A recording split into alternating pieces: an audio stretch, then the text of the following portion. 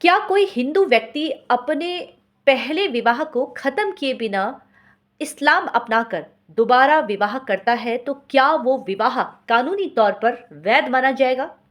क्या धर्म त्यागी पति या पत्नी दूसरा विवाह के लिए भारतीय दंड संहिता के सेक्शन 494 के अंतर्गत उत्तरदायित्व उसका होगा? आज इन दो प्रश्नों का उत्तर समझने की कोशिश करेंगे कि जहां पर एक हिंदू व्यक्ति अपने विवाह को खत्म किए बिना अपना धर्म परिवर्तन कर लेता है, इस्लाम धर्म अपना लेता है और दोबारा विवाह कर लेता है, तो क्या वो कानूनी रूप पर हम उसे वैध मान सकते हैं?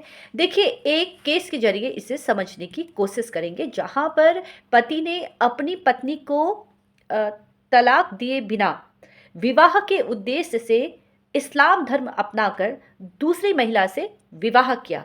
तो क्या वो जो दूसरा विवाह उस व्यक्ति ने किया था, वो हम कह सकते हैं कि ये वैध विवाह है? देखिए, एक केस है जिस केस का नाम है सरला मुर्दल बनाम भारतीय संघ। अब इस मामले में हो हुआ क्या कि अगर बात की जाए व्यक्तिगत रूप में, तो व्यक्तिगत रूप में अगर देखा जाए जहाँ पर हम अपने मूल अधिकारों की बात करते हैं, तो धर्म परिवर्तन करना हमारे ऊपर निर्भर रहता है।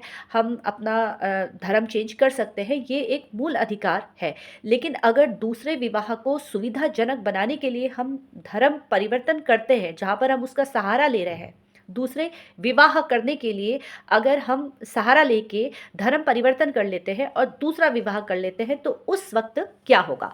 केस, जैसे कि मैंने आपको बताया, केस का नाम था सरला मुर्दल बनाम भारतीय संघ। इस मामले में भी ऐसे ही हुआ।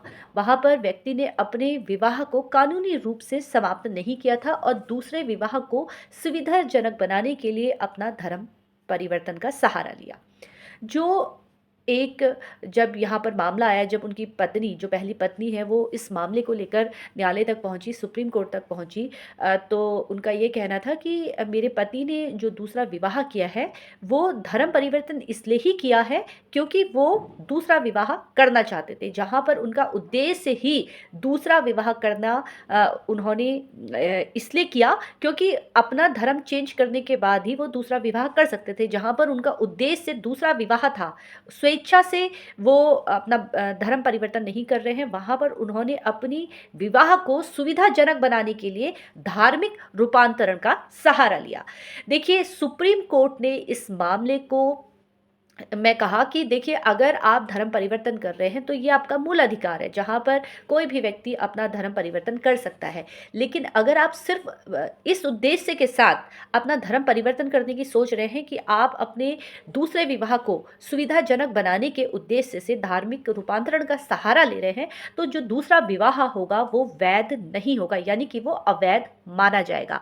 और अगर आप अपनी मर्जी से, स्वेच्छा से धर्म परिवर्तन कर रहे हैं, तो ये आपका एक मूल अधिकार है। तो यहाँ पर उस जो दूसरा विवाह उस व्यक्ति ने किया था, जहाँ पर उसने धार्मिक परिवर्तन का सहारा लेकर दूसरा विवाह किया, तो वहाँ पर जो दूसरा विवाह उनके द्वारा किया गया था, वो एक वैध विवाह नहीं माना गया और वहाँ पर वो विवाह अवैध माना गया। तो ये केस की पूरी जानकारी अगर आपको चाहिए तो आप मेरे यूट्यूब चैनल पर जाकर पूरा वीडियो देख सकते हैं। फिलहाल कानूनी जानकारी प्राप्त करने के लिए इसी तरीके से आप लोग मुझसे जुड़ते रहिए। धन्यवाद।